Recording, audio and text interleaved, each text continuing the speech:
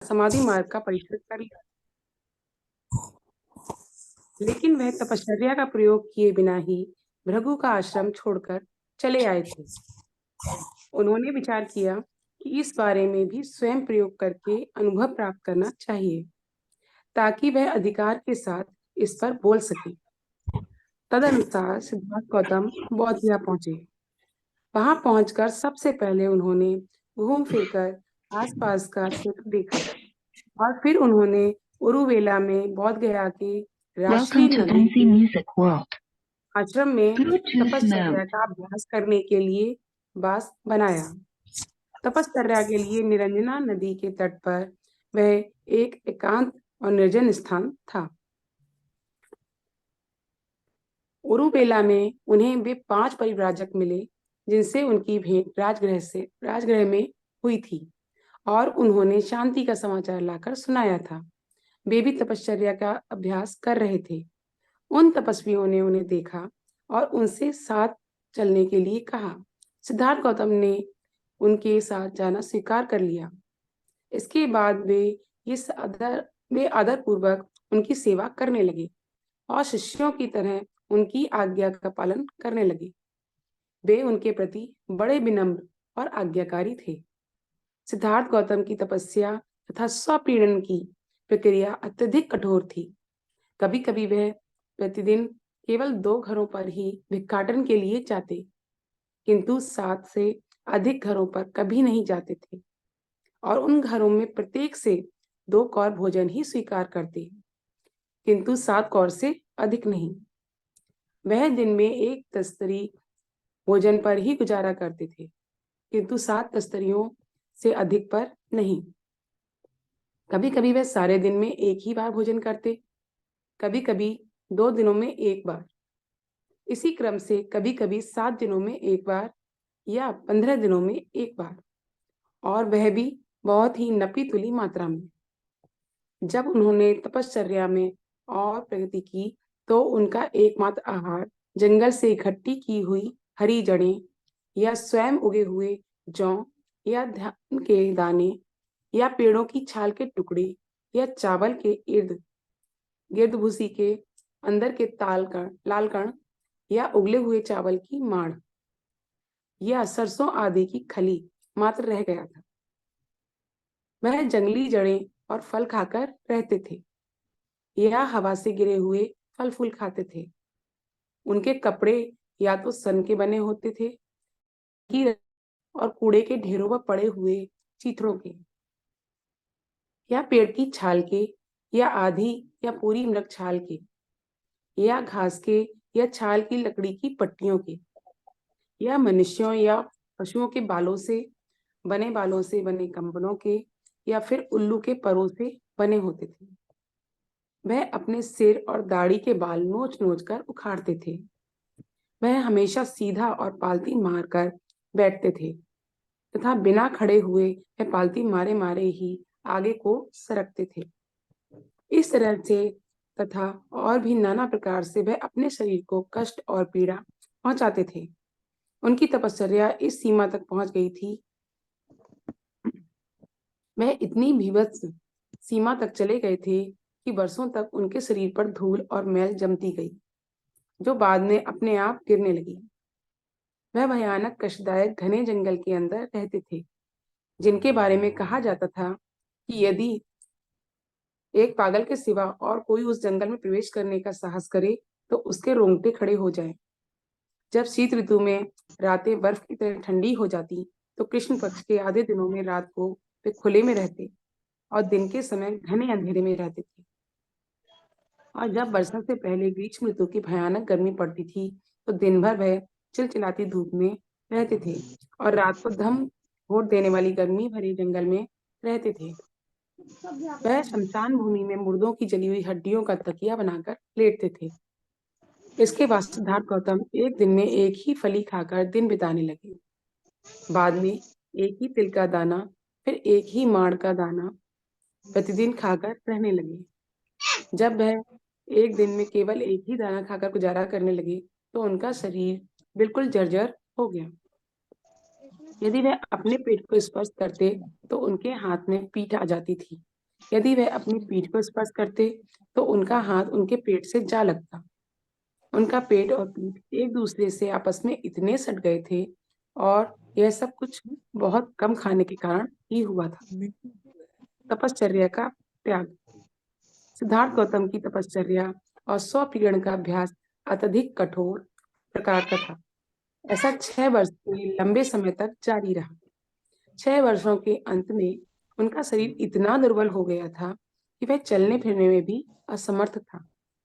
तब भी उन्होंने कोई नया प्रकाश नहीं दिखाई दिया और वह संसार के दुख की समस्या के समाधान के निकट भी नहीं पहुंच पाए थे जिस पर उनका मन केंद्रित था। उन्होंने अपने मन में सोचा, यह मनोभाव शून्यता की ओर ले जाने वाला मार्ग नहीं है, ना ही प्रज्ञा और ना ही मुक्ति का मार्ग है। कुछ इस संसार के सुख के निमित्त कष्ट उठाते हैं, कुछ दूसरे स्वर्ग लाभ के निमित्त परिश्रम करते हैं। सभी प्राणी आशा में पड़कर और अपने उद्देश्य को ना प्राप्त कर सुख को खोजते हुए निश्चित रूप से ही दुख में जा गिरते हैं। क्या मेरे साथ भी कुछ ऐसा ही तो नहीं हुआ है? मैं प्रयास को ही दोष नहीं देता, जिसने आधार को छोड़कर अपना ही अलग उत्तम मार्ग खोज लिया हो। मैं जो पूछता हूँ वह यह है कि शरीर को पीड़ा देना धर्म कहा जा सकता है, क्योंकि मन की सत्ता से ही शरीर या तो कार्य करता है अथवा कार्य करना बंद कर देता है। इसलिए मात्र मन को संयत करना ही लाभकारी है। बिना विचार के शरीर एक कुत्ते के समान है। यदि केवल शरीर की ही बात होती तो शायद भोजन की शुद्धता से ही श्रेष्ठता प्राप्ति हो सकती, किंतु जब उसे कर्ता में भी गुण या श्रेष्ठता है, लेकिन यह सब किस काम का है? ऐसा व्यक्ति नए प्रकाश को प्राप्त नहीं कर सकता जिसका बल जाता रहा, जो भूख से निढाल हो, जो प्यासा हो, थका हो, थकावट के कारण जिसका चित्त एकाग्र ना होता हो, जो पूर्ण रूप से शांत नहीं है, वह कैसे ऐसे उद्देश्य तक पहुंच सकता है जिससे वह केवल अपने मन द्वारा ही प्राप्त कर सकता है? सच्ची शांति, चित्त की एकाग्रता शरीर की आवश्यकताओं की पूर्ति से ही ठीक प्रकार से प्राप्त की जाती है। उस समय उरुवेला में सेनानी नाम का एक गृहपति रहता था। उसकी पुत्री का नाम सुजाता था। सुजाता ने एक निग्रोध व्रत से मन्नत मान रखी थी कि यदि उसे पुत्र लाभ होगा तो प्रति वर्ष उसे भेंट चढ़ाया करेगी। उसकी इच्छा पूर्ति हो चुकी थी, इसलिए उसने अपनी पूर्णा नाम की दासी को पूजा स्थली तैयार करने के लिए भेजा ताकि वह भेंट चढ़ा सके। सिद्धार्थ गौतम को निग्रोध व्रत के नीचे बैठा दे पूर्णा ने सोचा कि यह वृक्ष देवता थे, जो स्वयं ही वृक्ष से उतरकर नीचे आ गए थे। सुजाता आई। उसने अपनी बनाई हुई खीर स्वर्ण पात्र में सिद्धार्थ गौतम को अर्पित की। वह खीर का स्वर्ण पात्र लेकर निरंजना नदी के किनारे गए और सुप्तिट नाम के घाट पर स्नान करने के अंतर भोजन ग्रहण किया। इस प्रकार उनकी तपश्चर्या के परीक्षण का अंत हुआ। जो 5 परिव्राजक सिद्धार्थ गौतम के साथ थे, वे उनसे रुष्ट हो गए, क्योंकि उन्होंने तपस्वी तथा स्वपीड़न के जीवन का परित्याग कर दिया था और वह अप्रसन्नता से सिद्धार्थ गौतम को छोड़कर चले गए। चौथा भाग, ज्ञान प्राप्ति और नए मार्ग का दर्शन। नए प्रकाश के लिए ध्यान। भोजन द्वारा नई शक्ति प्राप्त करके सिद्धार्थ गौतम अपने पूर्व अनुभवों पर विचार करने के लिए बैठ गए। उन्होंने अनुभव किया कि अब तक के अपनाए गए सभी मार्ग विफल थे। विफलता भी ऐसी सीमा तक थी कि वह किसी को भी पूर्ण रूप से निराश कर सकती थी। निसंदेह वह भी दुखी थे, किंतु निराशा उन्हें छू तक नहीं पाई। वह मार्ग को पा लेने के लिए सदा आशावान थे। यहाँ तक कि जिस दिन उन्होंने सुजाता की दी हुई खीर ग्रहण की, उस रात उन्हें 5 स्वप्न देखे। जब वह जागे तो उन्होंने अपने सपनों की सही व्याख्या की कि उन्हें अवश्य ही संबोधि लाभ प्राप्त होकर रहेगा। आशा और संकल्प को सुदृढ़ कर उन्होंने उरुवेला को छोड़ दिया। और सायंकाल चौड़े मार्ग के साथ साथ पथ पर चलते हुए बोध गया पहुंचे। वहां उन्होंने एक पीपल का वृक्ष देखा। उन्होंने नए प्रकाश की प्राप्ति की आशा में वृक्ष के नीचे बैठकर ध्यान करने का विचार किया, ताकि उसकी सहायता से समस्या के समाधान का मार्ग मिल सके। अन्य चारों दिशाओं पर विचार करके उन्होंने पूर्व दिशा को चुना, जिसे चित्तमलों के क्षय के निमित्त सभी ऋषियों ने इससे पूर्व चुना था।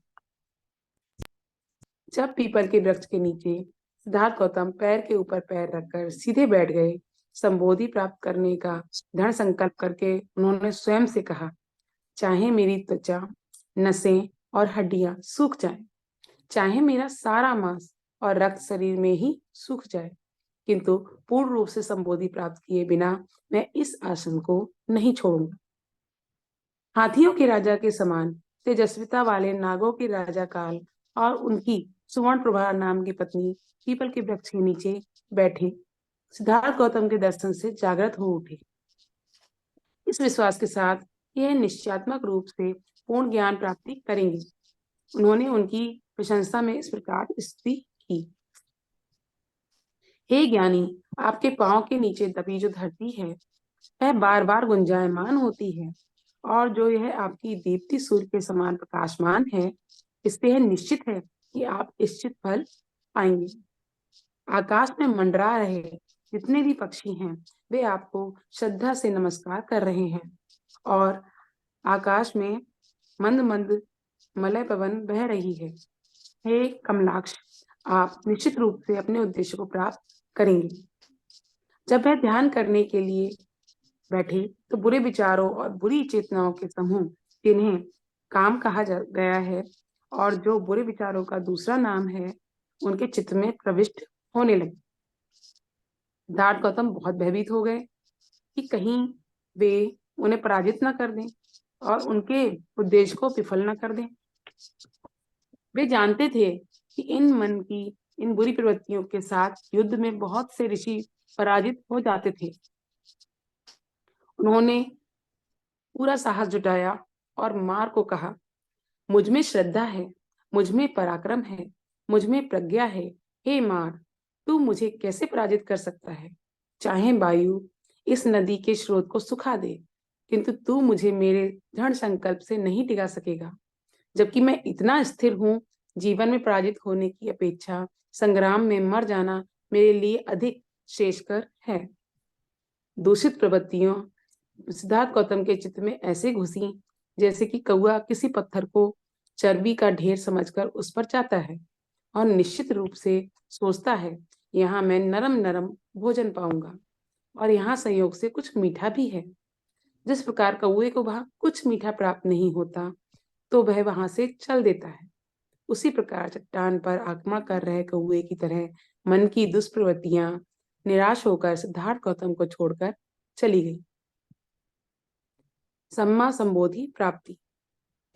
ध्यान के समय के लिए सिद्धार्थ गौतम ने इतना पर्याप्त भोजन इकट्ठा कर लिया था जो 40 दिनों तक चल सकता था। मन को व्याकुल करने वाले अकुशल विचारों का मूल उच्छेद कर सिद्धार्थ गौतम ने अब भोजन ग्रहण करने की शक्ति प्राप्ति की। इस प्रकार उन्होंने संबोधि प्राप्त करने के लिए लक्ष्य से ध्यान करने के लिए अपने को तैयार कर लिया। संबोधि प्राप्ति हेतु ध्यान करने के लिए सिद्धार्थ गौतम ने 4 सप्ताह का समय लिया। उन्होंने अंतिम संबोधि को 4 चरणों में प्राप्त कर लिया।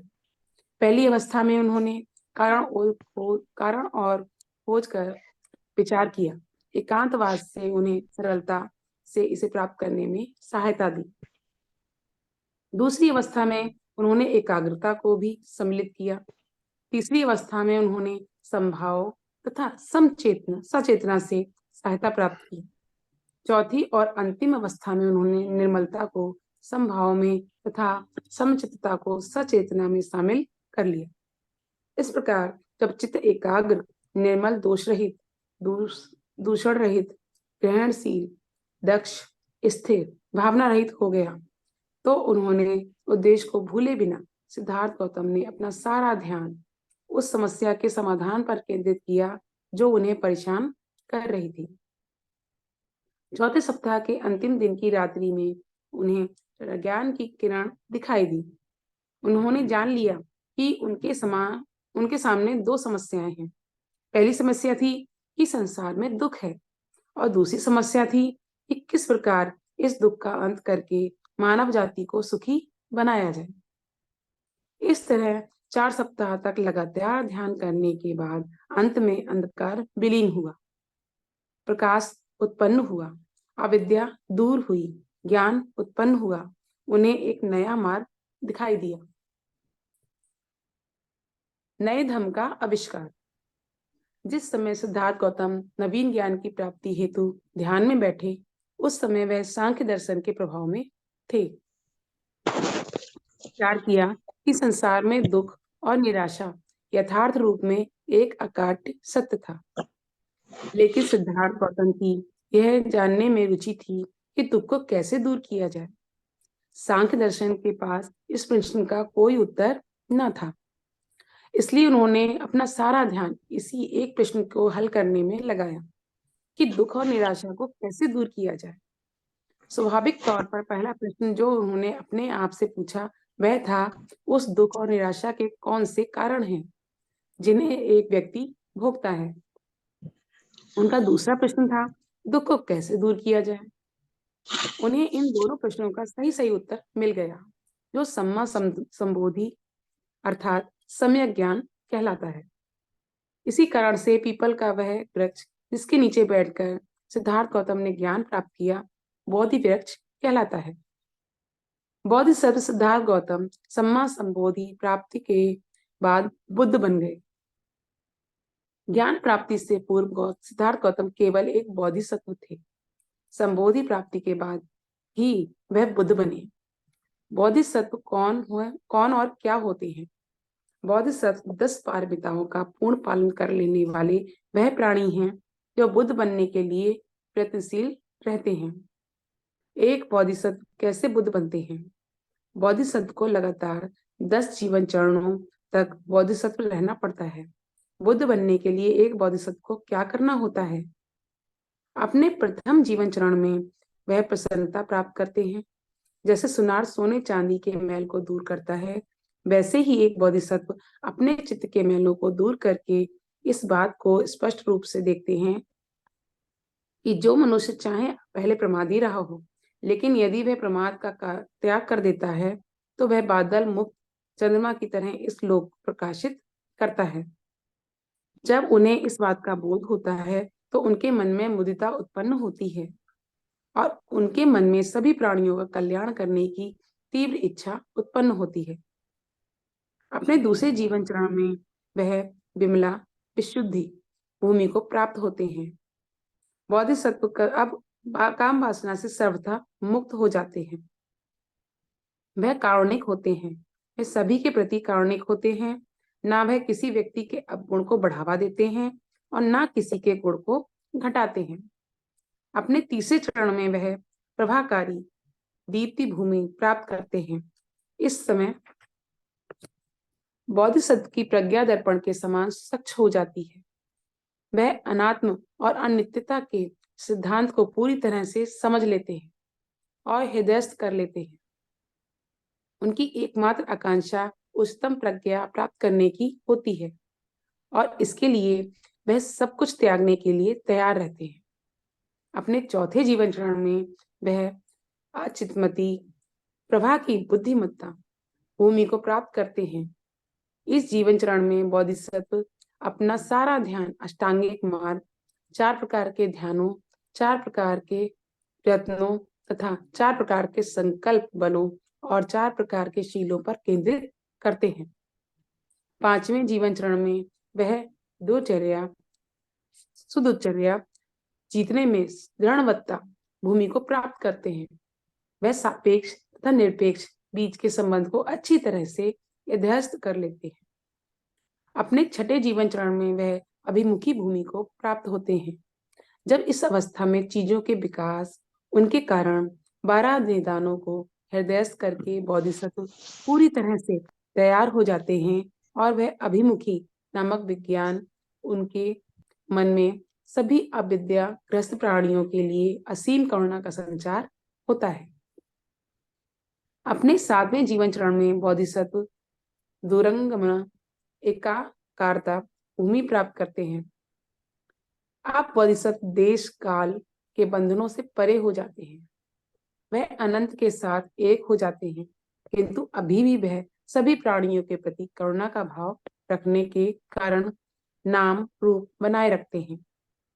वह दूसरों से इसी बात में पृथक होते हैं कि अब उन्हें संसार की भव तृष्णा उसकी उसी प्रकार स्पर्श नहीं करती जिस प्रकार पानी किसी कमल के पत्तों को। वह प्राणियों की तृष्णा को शांत करते हैं। वह दानशील होते हैं। वह क्षमाशील होते हैं। वह दान, धैर्य, व्यवहार कुशलता, शक्ति, शांति, बुद्धिमता और उत्कृष्ट प्रज्ञा से युक्त होते हैं। अपने इस जीवन में वह धम्म के जानकार होते हैं, लेकिन मैडम लोगों के सामने सूचना देना है कि 40 मिनट बाद स्टॉप होगा, बंद होगा, तो सभी साथी दोबारा जुड़ेंगे कुछ मिनटों बाद। तो अभी से 5 मिनट बचे हैं, 5-10 मिनट बचे हैं, तो सभी साथी जब बंद हो तो दोबारा जुड़े, ये निवेदन है। ठीक है जी अशोक जी, अशोक जी जी साहब। मेरी आवाज आ रही है? हाँ सर, आ रही है सर आपकी बात। हाँ, अभी अब ये जूम बंद नहीं होगा, कल ठीक हो गया, कंटिन्यू हो गया, इसका पेमेंट जमा हो गया और जी इसमें जी जी। एक जो फॉल्ट आ गया था वो ठीक हो गया, तो वो समस्या अब खत्म हो गई, अब कंटिन्यू चलता रहेगा। हाँ, ये तो बहुत अच्छी सूचना है। सभी के लिए अच्छी सूचना साहब ने दी है कि अब ये बीच में नहीं रुकेगा, लगातार चलेगा। तो कोई परेशानी नहीं है। मैडम आप प्रारंभ करिए। जी जी, स्टार्ट बहुत बहुत करिए। धन्यवाद आपका।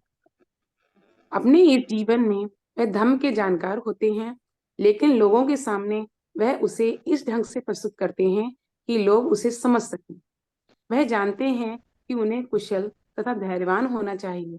दूसरे लोग उनके साथ कैसा भी व्यवहार करें, वह समता भावना के साथ उन्हें सहन करते हैं, क्योंकि वह जानते हैं कि अज्ञान के कारण ही वे उनके प्रयोजन को ठीक से नहीं समझ पा रहे हैं। इसके साथ साथ वह दूसरों के कल्याण की दिशा में किए गए अपने प्रयास में तनिक भी शिथिलता नहीं आने देते और ना ही वह अपने चित्त को प्रज्ञा से दूर होने देते हैं। इसलिए विपत्तियां उन्हें सुमार्ग से कभी नहीं हटा सकती। अपने 8वें जीवन चरण में वह अचल हो जाते हैं। अचल अवस्था अथवा स्थिरता में बोधिसत्व को कोई प्रयास नहीं करना पड़ता। वह स्वेच्छा से अच्छाई का पालन करते हैं। वह जो कुछ भी करते हैं उसमें सफल होते हैं। अपने 9वें जीवन चरण में वह साधुमती भूमि को प्राप्त हो जाते हैं। यह ऐसी अवस्था होती है जिसमें सभी धम्म या प्राणियों को, सब दिशाओं को गहराई से जान लेते हैं, समय की सीमाओं से परे हो जाते हैं। अपने 10वें जीवन चरण में बोधिसत्व धम्म मेघा बन जाते हैं। उन बोधिसत्व को बुद्ध की अपूर्व दृष्टि प्राप्त हो जाती है। बोधिसत्व इन 10 बलों भूमियों को प्राप्त कर लेते हैं जो बुद्ध होने के लिए आवश्यक हैं। एक अवस्था से दूसरी अवस्था में विकसित होने के लिए बोधिसत्व को न केवल इन 10 भूमियों को प्राप्त करना होता है, बल्कि उन्हें 10 पारमिताओं की पूर्णता पर भी अभ्यास करना होता है। एक जीवन चरण का अंत एक पारमिता की पूर्ति है। पारमिताओं में जीवे विशेषज्ञता का एक अवस्था से दूसरी अवस्था में चलना आवश्यक है। एक पारमिता में पूर्णता एक जीवन चरण में करनी होती है। ऐसा नहीं कि थोड़ी एक में थोड़ी दूसरे में। एक बोधिसत्व जब दोनों तरह से समर्थ होता है तभी वह बुद्ध होने के योग्य बनता है। बुद्ध बनना ही बोधिसत्व के जीवन की पराकाष्ठा है। जातकों का सिद्धांत अथवा बोधिसत्व के अनेक जीवन चरणों का सिद्धांत ब्राह्मणों के अवतारवाद के सिद्धांत के सदृश लगता है, अर्थात ईश्वर के अवतार धारण करने का सिद्धांत। जातक कथाओं का सिद्धांत बुद्ध के व्यक्तित्व की निर्मलता की पराकाष्ठा पर आधारित है, जो इसका सार है। अवतारवाद के सिद्धांत के अनुसार ईश्वर को अपने कार्य में निर्मल होने की आवश्यकता नहीं है। अवतारवाद का ब्राह्मणी सिद्धांत यही कहता है कि ईश्वर अनेक रूप धारण करके अपने अनुयायी अपने भक्तों की रक्षा करता है, चाहे वह ईश्वर आचरण से कितना भी अपवित्र, अनैतिक क्यों न हो। बुद्ध बनने से पूर्व 10 जीवन चरण तक बोधिसत्व बने रहने की शर्त के सिद्धांत के सदृश कहीं भी कोई सिद्धांत नहीं है। कोई भी दूसरा धर्म अपने संस्थापक का ऐसी परीक्षा के लिए आह्वान नहीं करता। 5वां भाग, बुद्ध और उनके पूर्ववर्ती। बुद्ध और वैदिक ऋषि। वेद मंत्रों अर्थात स्तोत्रों तथा स्थितियों का संग्रह है। इन स्तोत्रों ऋचाओं का पाठ करने वालों को ऋषि कहते हैं। ये मंत्र इंद्र, वरुण, अग्नि, सोम, ईशान, प्रजापति, ब्रह्मा, महदी, यम तथा अन्य देवताओं का आवाहन, प्रार्थनाएं मात्र हैं। आवाहन बस शत्रुओं के विरुद्ध सहायता प्राप्त करने के लिए हैं, उपहार स्वरूप धन प्राप्ति के लिए हैं, भक्तों से भोजन, मांस, सुरा की भेंट स्वीकार करने के लिए हैं। वेदों में दर्शन की मात्रा अधिक नहीं है, लेकिन कुछ वैदिक ऋषि थे जो दार्शनिक ढंग की निराधार कल्पना को अपनाए हुए थे। इन वैदिक ऋषियों के नाम थे अघमर्षण, प्रजापति परमेष्टि, ब्रह्मस्पति जिन्हें बृहस्पति भी कहा जाता है, अनिल, दीर्घतमा, नारायण, हिरण्यगर्भ तथा विश्वकर्मा। इन वैदिक दार्शनों की मुख्य समस्याएं थीं। संसार की उत्पत्ति कैसे हुई, अलग अलग वस्तुओं की उत्पत्ति किस प्रकार हुई, उनकी एकता और अस्तित्व क्यों है, किसने उत्पत्ति की और किसने व्यवस्था की, यह संसार किसने उत्पन्न किया, किससे उत्पन्न हुआ और फिर किस में विलीन हो जाएगा। अघमर्षण का कथन था कि संसार की उत्पत्ति तपस यानी ताप से हुई है। तपस से यह मुख्य उत्पत्ति का तत्व है, जिससे नित्य नियम और सत्य की उत्पत्ति हुई है। इन्हीं से रात्रि की उत्पत्ति हुई है, तपस से जल की उत्पत्ति हुई है और जल से काल की। काल ने सूर्य तथा चंद्रमा पैदा किए। स्वर्ग और पृथ्वी, अंतरिक्ष और प्रकाश तथा दिन और रातों का विधान हुआ। ब्रह्मस्पति की धारणा थी कि सृष्टि की उत्पत्ति असत से सत रूप में हुई। असत से कदाचित इसका आशय अनंत से था। सत मूल रूप से असत से ही उत्पन्न हुआ। असत ही सभी संभव असत का स्थायी मूलाधार है। प्रजापति परमेष्टि ने जिस समस्या को उठाया वह यह थी, क्या सत की उत्पत्ति असत से हुई? उसका मत था कि वह प्रश्न प्रासंगिक नहीं है। उसके मत के अनुसार समस्त जगत का मूलाधार जल है। उसकी सृष्टि में मूल तत्व जल है, जो न सत के अंतर्गत आता है और न ही असत के। परमेष्टि ने जड़ तत्व और चेतन के बीच कोई विभाजक रेखा नहीं खींची।